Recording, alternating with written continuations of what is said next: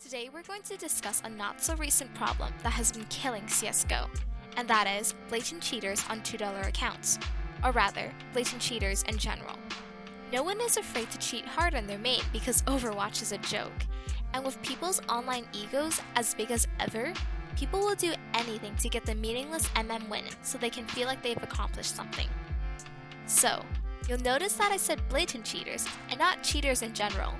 And that is because most cheaters do not know how to play the game. Most of them never played the game legit, and they'd be lucky to drop 5 kills at best against Silver 1 players. So, even if they are cheating with walls and aimbot, they are still quite bad and easily beatable.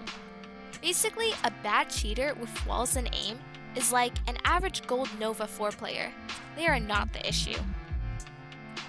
What is the issue is when people start using other things, such as legit AA or desync, because no matter how good a legit player may be, they will never be able to hit someone that is using desync properly. I really wish this never existed. Truly was another nail in the coffin for CSGO. What's more concerning is how blatantly cheaters cheat nowadays. Back in the old days, turning on walls was considered going hard. Now, what's considered going hard is auto-walling and taping down your trigger key all game. If you ever look at how one of them play, you'll see that they use their trigger key more than mouse 1. I wouldn't be surprised if for some of them, their trigger key is mouse 1. Most of them will do what I call the Fanta peek. And that is, jiggle peek something that no normal player would ever jiggle peek, just so they can get the necessary information to just aimbot them. If you ever see someone jiggle peeking off angles and only jiggle peeking the angles when someone is there, you know they're a very bad cheater that relies on the Fanta peek.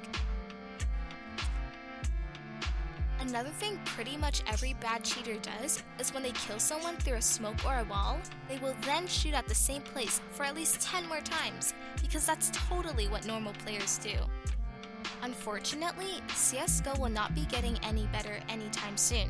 With the game being free to play and old prime being removed, it is cheap as ever to cheat in this game, and unfortunately, trust factor is very broken. Although it definitely will work sometimes, oftentimes, high trust players, such as myself, will get put against bottom of the barrel accounts. You could actually go outside, pick up the change you find, and it would be worth more than their account. Valve is aware that trust factor doesn't work all the time, and have already reworked trust a bunch of times. But it seems like each time they do, it slowly reverts back to being broken like before. With games like Valorant coming out, I feel like more legit players will quit CSGO, and the cheaters will stay in the shitfest that they made.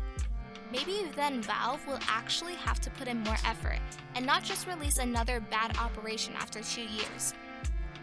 CSGO North American population has also been suffering quite a bit.